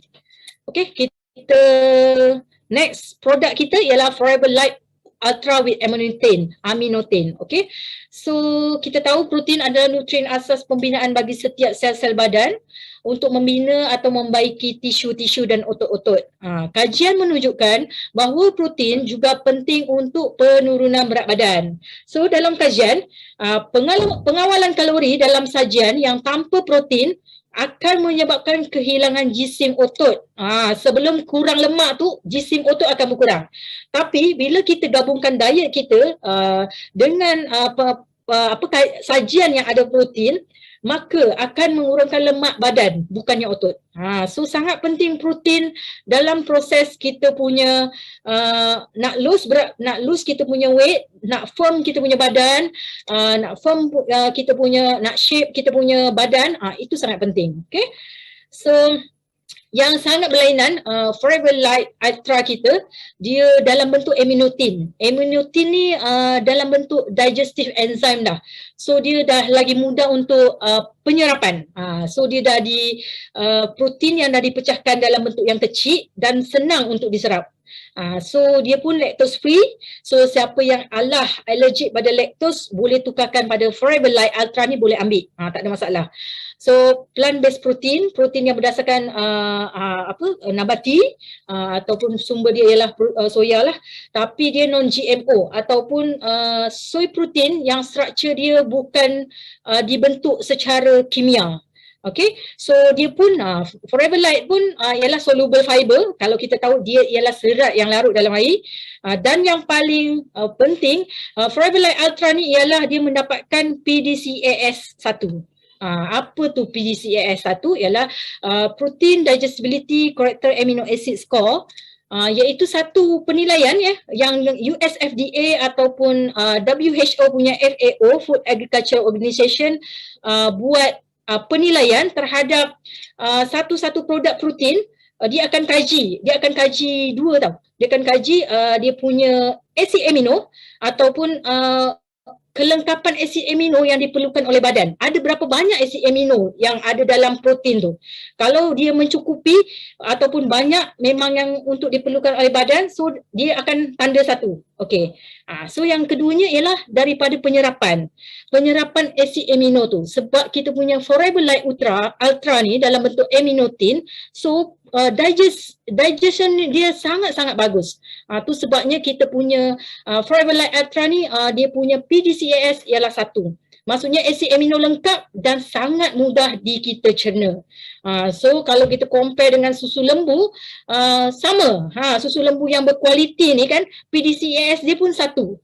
So siapa-siapa yang pada produk susu ataupun nak ambil Forever Light Ultra, sebenarnya tak payah dah campur dengan susu lembu. Sebab apa? Sebab khasiat dah sama. Cuma ada setengah orang mungkin kalau tak boleh telan, bolehlah campur dengan buah kan, tapi ataupun santan ke. Tapi kalau susu ni sebenarnya, susu lembu dengan Forever Light Ultra, dia punya power sama power. Okay, so last kita punya produk ialah Forever Fiber. Ni pun satu fiber ataupun serat okey. Serat, khasiat serat dalam Forever Fiber tu untuk sembelit. So sebenarnya serat secara keseluruhan dia fungsinya untuk mengatasi sembelit, menstabilkan paras kolesterol, menguatkan sistem imun, mengawal paras gula, mengurangkan rasa letih, membantu menguruskan berat badan. Sebab apa? Serat serat macam fiber ni, dia serat yang larut tau. Jadi dia fungsinya ialah untuk mempercepat najis tu supaya dia tak duduk lama-lama dekat kita punya saluran penghadaman. So kalau kita tengok ni, serat ni di dalam usus dan hempedu, beban toksiknya perlu diserap oleh serat untuk dikumuhkan melalui najis. Jadi serat ni fungsinya untuk mengurangkan masa transit najis, dan dia juga untuk mengurangkan enzim untuk penyakonjugasi bakteria dalam najis. So serat sangat bagus untuk yang soluble ni, dia untuk mempercepat kita punya najis keluar daripada badan, sehingga toksin tu tak mudah nak diserap balik ke dalam sistem badan kita semula. So kesemua kesan ni akan mengurangkan kita semula lah melalui peredaran enterohepatik tadi. So kalau kita ingat slide tadi yang first tadi, kita ingat bahawa kalau excess toksin ataupun toksin berlebihan daripada badan, dia akan dikita semula ke dalam kita punya sistem organ secara keseluruhan.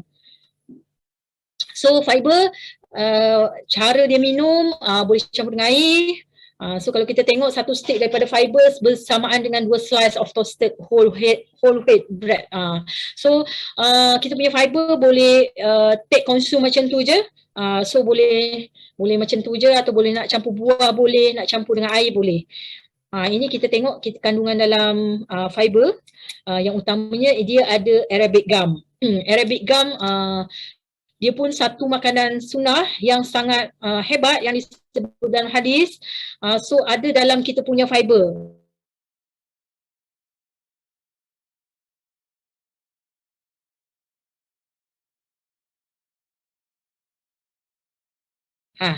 Okay. So tapi saya tak ulas kat sini lah. Nanti next cerita fiber pula ya. Okay. So kita tengok ini apa yang berlaku dalam 9 hari. So dalam 9 hari kita akan nampak sihat, rasa lebih hebat. Sebab apa? Sebab proses penyingkiran toksin berlaku secara optimal dekat kita punya gastrousus tract, dekat kita punya hati, dekat kita punya sistem 5 organ utama pembuangan toksin tu berlaku secara optimal. So dalam 9 hari kita akan dapat rasai perubahan. So siapa yang buat betul-betul Clean 9 ni, selepas Clean 9 mesti ada result. Mesti wajib ada result. So ni yang penting juga sebelum kita ada tips untuk mencapai keputusan yang terbaik. Sebenarnya kita kena timbang dan ukur diri sendiri sebelum bermula. So saya selalu pesan untuk timbang di C1 ataupun day 1, Clean 9 hari pertama, dan ukur biasanya kita buat 1 hari sebelum. So 1 day before kita ukur, nanti ada ukuran, ada lilit yang ada dalam buklet ni, so kita boleh ukur kita punya diri sendiri, ya. So yang kedua, rekod senaman harian, pengambilan makanan dan perubahan yang anda rasai dalam buku Clean 9 ni. Nanti dekat dalam buklet ni pun ada checklist. Checklist ni kena dibuat, wajib buat. Kalau tak buat nanti banyak cheating. So yang ketiga, kena minum banyak air. Nanti saya akan ajar macam mana keperluan air dalam badan kita. Sebenarnya kita kena kita perlu berapa liter air untuk kita minum. So nanti saya akan ajar dia punya mekanisme mudah untuk kita kira berapa liter. Yang keempat, kurangkan pengambilan garam. Ini sangat penting. Dalam Clean 9, kalau boleh kita cubit je sikit Himalayan salt tu, garam biasa tak boleh. Lepas tu kita gunakan herba ataupun rempah yang original. Saya selalu pesan dengan saya punya downline yang nak buat Clean 9 kan, kalau boleh kita elak bahan-bahan yang dalam sachet. Sebab apa? Sebab sebenarnya garam tu bukan saja yang kita nampak garam tu kan, tapi sebenarnya kalau kita tengok packaging yang ada natrium tu semua ialah garam. Contohnya natrium sodium, natrium bikarbonat, natrium propionat, soda bikarbonat, semua ialah garam. Monosodium glutamat, semua garam. So sangat berhati-hati masa buat Clean 9. Kalau boleh gunakan yang original. Contoh kalau kita guna kunyit, saya suka tumbuk je kunyit hidup. Okay, so kita boleh guna kunyit hidup. Kalau kita guna black pepper, tumbuk je biji lada hitam tu. So itu lagi baik dibandingkan kita guna yang packaging. Okay, so yang kelima ialah elakkan soda dan minuman berkarbonat, kerana confirm lah yang ini memang ada kandungan gula. So masa Clean 9 pun kena elak gula. So selain garam, kita pun kena elak gula. Okay, so yang the day before, 1 hari sebelum, saya selalu cakap siapa-siapa yang nak buat Clean 9, tulis dan catat apa you punya matlamat, apa you punya big why. Kena tulis. Nak tulis 5 boleh, nak tulis 7 boleh, nak tulis 10 boleh, nak tulis 1 pun boleh. Tapi kena tulis apa matlamat kita ikut Clean 9, apa matlamat kita buat Clean 9. Macam sajaku niat buat Clean 9 kerana macam tu. Kena ada niat, matlamat, dan tulis. Jangan cakap je ataupun jangan fikirkan je. Kena tulis dekat buklet ni. Kalau boleh buklet ni dah tak keluar, so boleh print out ataupun tulis dekat satu buku yang kita nampak hari-hari. Kita bangun tidur, kita nampak apa matlamat kita untuk buat Clean 9 ni. So tulis, lepas tu catat ukuran. Jangan lupa catat ukuran. Ada ukuran lingkar dada, lingkar lengan, lingkar pinggang, punggung, peha dan betis. Dalam yang ni kena ingat, tak payah timbang hari-hari. Timbang hanya di hari pertama dan last day, hari ke-9. Hari ke-2, 3, 4, 5, 6, 7, 8 tu tak payah timbang. Okay, so ini penting sampai bila dah buat hari ke-3 nak naik timbang, hari ke-3 malam nak timbang balik, macam tu. So bila tak turun nanti stres, so give up, tak naklah buat dah. Okay, so next, ini dia punya cara pemakanan. So saya tak repeat, saya tak ni, boleh baca dekat sini. Hari pertama kedua ialah hari yang bebas dengan makanan yang ada mengandung makanan lah. So kita boleh ambil free foods je. So nanti saya akan explain sikit pasal free foods ni. So sepanjang masa ni toksin akan mula disingkirkan. So mungkin hari pertama kedua ialah hari yang paling susah kerana ada healing crisis. Ada masa-masa kita akan rasa sakit, ada, memang ada. So hari pertama kedua ialah hari yang mencabar. So siapa yang nak buat kena letak azam awal-awal, lepas tu kena tingkatkan pengambilan air. Ini sangat penting. Kena ambil air lebih cukup ataupun melebihi daripada keperluan. Sebab apa? Sebab proses detoxification sedang berlaku. Okay? Ini senarai semak. Saya cakap senarai semak ni wajib. So kita tik gelas pertama, gelas kedua, tapi kalau orang-orang yang memerlukan air dalam jumlah kuantiti yang banyak, boleh tambah kat situ So boleh tambah lagi gelas ataupun cawan dekat situ untuk kita tik. So aktiviti senaman dalam Clean9, ini semua penting.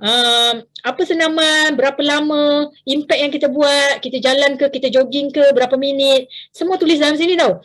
Sampai dekat Clean9 ni sebenarnya kita nak tengok kita punya pola tidur juga. So tidur tengok kat situ, cukup tak? Hari pertama cukup tak tidur? Tidur berapa jam? Kena tulis juga. Sampai feel, perasaan. Hari pertama sakit lah, sakit kat kepala, sakit kat sendi, sakit kat lutut, sakit kat tengkuk. Tulis kat situ.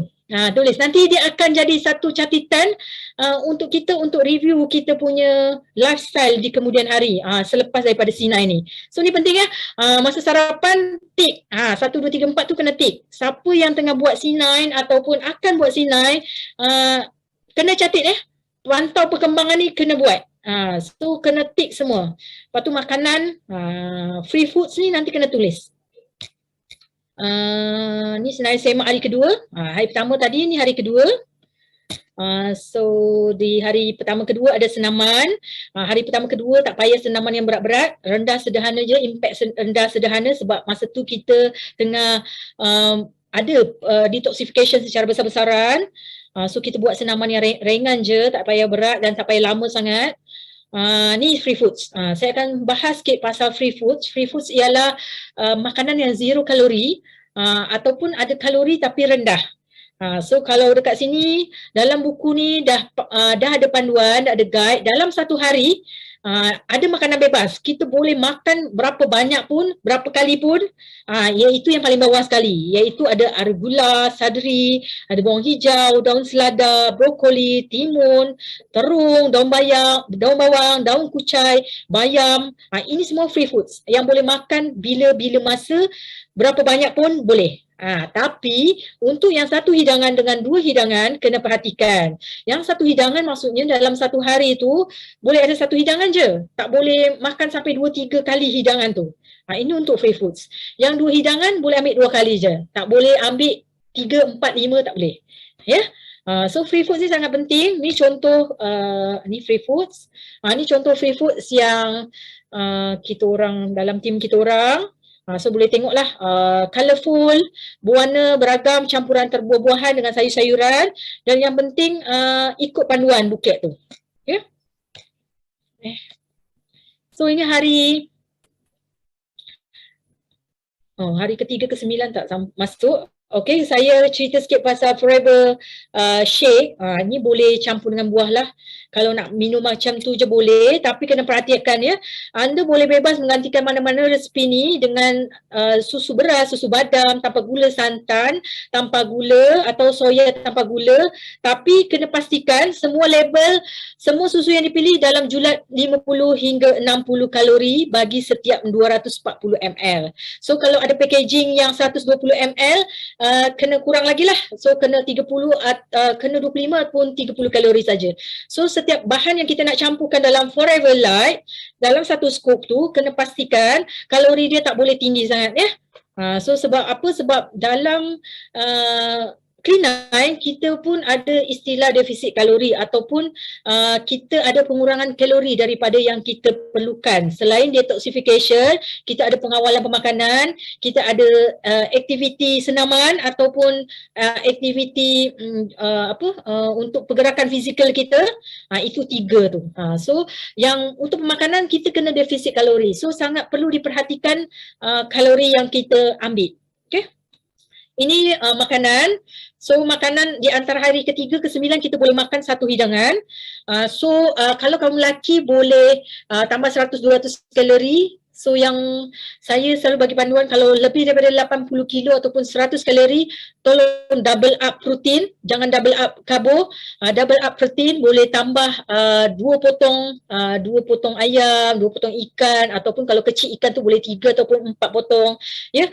So, ataupun boleh tambah Forever Light Ultra tu. Dia patutnya 1 kali je kan, hari ketiga dengan 9 1 kali je pagi, tapi kita boleh tambah di malam hari. So tengah hari kita makan, malam boleh bancuh balik Forever Light. So ini panduan pemakanan kita, tetap lagi berpegang pada suku-suku separuh, suku untuk nasi ataupun karbo, suku lagi untuk protein, dan sebesar tapak tangan ni untuk buah-buahan ataupun sayur-sayuran. So yang ini panduan ringkasnya. Ini kita boleh gunalah kalau dalam K9 senang je. Dia suku-suku separuh je. Suku-suku separuh. Tapi untuk yang berat badan lebih daripada 80 kilo tadi, protein tu boleh jadi separuh ya. Ni senarai semak hari ke-9 dah habis. Okey. Muka surat 6 dan merekod ukuran semula. Jangan lupa timbang berat badan, ambil lilit balik. Lepas tu ini contoh pemakanan yang 600 ke 700 kalori. Ini cara mudah untuk kira keperluan air dalam badan kita. So saya selalu ajar berapa berat badan, darab dengan 40, campurkan dengan 500 ml. So berat badan tu kena dalam kg. So contoh pengiraan yang paling mudah, contoh berat badan ialah 75 kg. So darabkan 40, tambahkan 500. So keperluan air ialah 3,5 liter. So kalau dalam kebiasaan harian keperluan kita ialah 3,5 liter, pada Clean9 kita boleh up to 4 liter ke 4,5 liter. Sebab apa? Sebab masa ni berlaku proses detoxification. Tapi untuk orang-orang yang ada masalah sakit, contohlah ada masalah jantung, kena tengok balik. Keperluan air tu mungkin ada setengah yang disukatkan, so kena tengok balik apa masalah jantungnya, lepas tu ubat apa yang dia ambil. So selalu yang ada sakit, saya akan training khas ataupun training khas khusus untuk dalam C9 ni. Okay. So ini lebih baik minum air kosong kan. Memang dalam Clean9 kita tak minum air lain lah selain air kosong dan suplemen, makanan tambahan yang kita ambil tu. So ini soalan yang biasa, common, saya tak bacakan, mungkin boleh baca dalam buklet. Cuma saya ada nak share satu tips untuk pesakit-pesakit ataupun orang-orang yang ada mengalami masalah GERD, ada masalah gastritis ataupun memang ada masalah penghadaman yang teruk sebelum buat Clean9. So saya share sikit. Sebab ramai sangat yang tanya saya macam mana nak buat Clean9. Saya gastrik lah dok, saya tak boleh lah, saya tak boleh lambat makan langsung. Kalau saya lambat makan, saya memang akan gastrik teruk, saya akan tumbang dan saya akan masuk hospital ke macam tu. Jadi untuk orang-orang yang ada gastrik, sangat bagus sebenarnya buat Clean9. Tapi cara dia ialah saya selalu bagi panduan, tengok balik pemakanan. Contoh, ada makanan-makanan yang tak semua orang sama, yang induce kita punya asid ataupun yang menyebabkan kita angin. Ada setengah orang dia tak boleh makan kubis, ada setengah orang dia tak boleh makan salad. So saya lebih suggestkan orang yang ada masalah gastrik ataupun GERD untuk rebus ataupun masak sekejap sayur-sayuran yang ada. Sayur-sayuran yang kita makan. Jadi tak makan mentah. Yang pertama yang tu. Yang kedua ialah boleh di hari pertama, kedua boleh split kita punya Forever Light. Forever Light tu boleh diambil 2 kali, iaitu setengah scoop. Lepas tu fiber pun boleh diambil 2 kali. So setengah sachet dan setengah sachet. Untuk orang yang badan dia besar, lepas tu ada GERD yang lebih, dia boleh ambil fiber lebih. So boleh ambil fiber in case satu sachet, boleh ambil ke 2 sachet fiber. Ini tambahan in case untuk pesakit-pesakit yang ada masalah gastrik teruk ya. Dan dia boleh tambah dia punya soy light kepada 1,5 ataupun 1 suku daripada soy light. So soy light tu boleh ambil 3 kali, boleh ambil suku ataupun 1 scoop tu boleh bagi 3 kali untuk pemakanan yang lebih kerap dan mengurangkan dia punya asid badan naik. So ini beberapa tips yang saya bagi kepada orang-orang yang dah menjalankan Clean9 tapi ada masalah gastrik yang teruk. So daripada dia tumbang, daripada alah fed up lah, tak nak buat Clean9 lah, tak boleh lah. So saya akan bagi tips yang ni lah. Okay, so selama pemakanan dalam Clean9 nanti pun jangan ambil pedas untuk orang yang gastrik. Lepas tu jangan ambil yang berempah, contoh macam terlalu banyak black pepper atau banyak kunyit apa semua tu pun tak boleh ya. Lepas tu sayur-sayuran dan buah-buahan tengok balik pada badan orang tu. Okay. So ini testimoni daripada yang ada dalam Clean9 dalam grup kami lah, grup AGL. So before after, ini before after juga.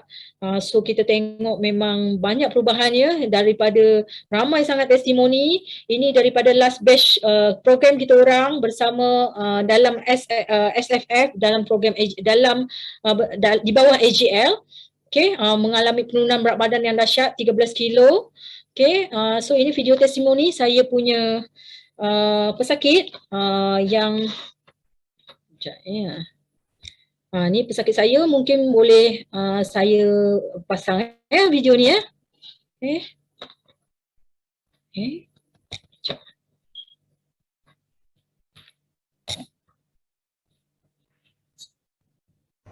Bismillahirrahmanirrahim. Assalamualaikum. Alhamdulillah, terima kasih ya. Saya nak buat sedikit perkongsian. Nama saya Alhamdulillah Masyaruni binti Mat Salim. Berasal dari Perlis, menetap di Puncak Alam dan mengajar di sebuah sekolah swasta di Shah Alam. Saya diperkenalkan oleh Dr. Fia untuk produk Forever. Sedikit sebanyaklah latar belakang. Saya dulu pengidap penyakit SLE dan beberapa kali bersama Forever saya buat Clean9. Dalam setahun tu saya ada mengambil buat program Clean9 sebanyak 3 kali. Dengan mengamalkan sebanyak 3 kali lah. Dan bila dah istiqamah saya minum Forever dalam masa 3 tahun. Alhamdulillah, bersama keajaiban anugerah daripada Allah, daripada produk ni saya memperoleh kesihatan yang sangat-sangat teruja lah. Kalau dulu dengan mengalami kesakitan sendi-sendi, SLE dan berat badan pun hampir 70 kilo. Alhamdulillah bersama Forever saya amal dengan istiqamah. Ini berat badan LJ saya dah 43 kg dan tak adalah sakit SLE itu dah bebas. Alhamdulillah, kebas tangan pun alhamdulillah dah bebas. Jadi saranan saya pada anda di luar sana, cubalah guna produk Forever. InsyaAllah istiqamah minum, kesihatan kita dapat dipulih semula dengan izin Allah. Alhamdulillah. Terima kasih semua. Okay, so satu testimoni yang agak luar biasa pada pesakit saya ni dan menjadi downline saya ialah Puan Masyaruni. Dia 47 tahun dan ada masalah kesihatan SLE, autoimun, systemic lupus erythematosus. Dia satu penyakit yang memang tak ada ubat dan sangat susah diubati sebab dia punya ubat ialah steroid saja. Dan bila dia jadi SLE ni, yang paling teruk sekali ialah dia menyerang sendi dan dia boleh menyerang kita punya sistem buah pinggang, organ-organ dalam yang utama pun dia akan serang. So pada pesakit-pesakit SLE kebanyakannya ramai dengan dia punya tingkat kesihatan yang sangat tak baik. Tapi alhamdulillah Puan Masyaruni ni sangat bagus, dia sangat follow sekali.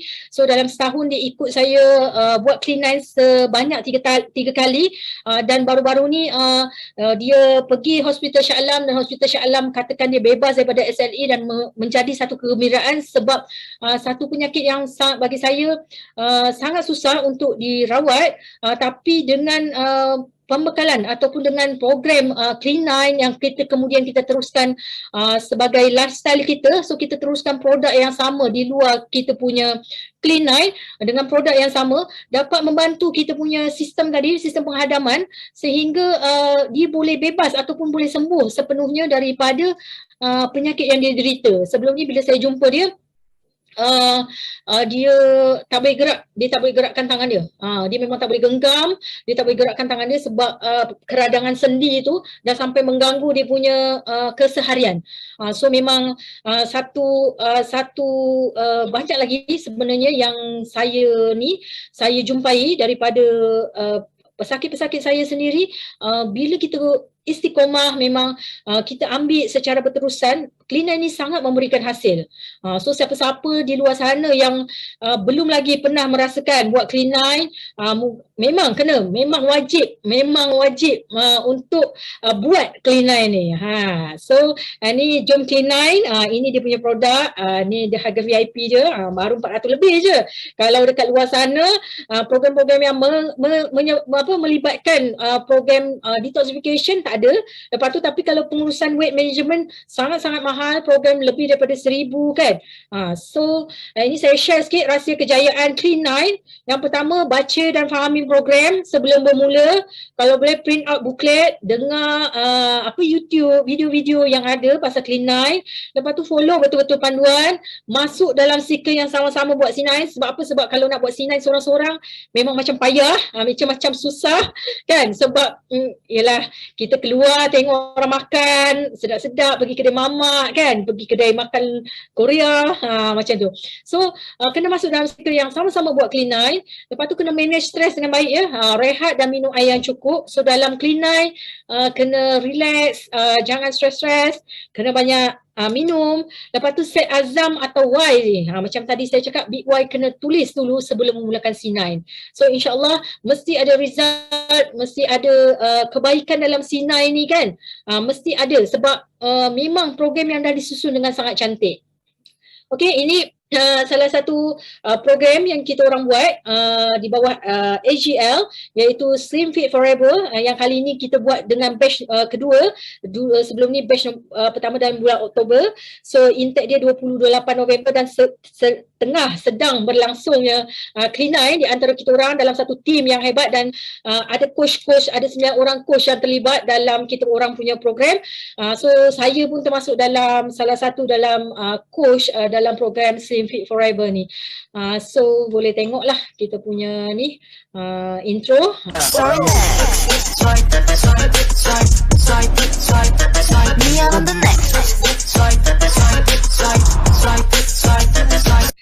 So satu program yang kita orang buat dalam skop yang lebih kecil untuk memberi education ataupun educate kepada orang di luar sana, kepada lebih ramai lagi orang, untuk sama-sama kita menyedari bahawa pentingnya kesihatan bermula daripada kita punya saluran penghadaman ataupun kita punya intestine, dan bila kita ambil program bersama-sama, itu lagi mudah untuk kita buat. So itu saja daripada saya malam ni. Kalau ada kebaikan datangnya dari Allah, dan kalau ada kekurangan daripada saya sendiri, saya mohon maaf, salah silap.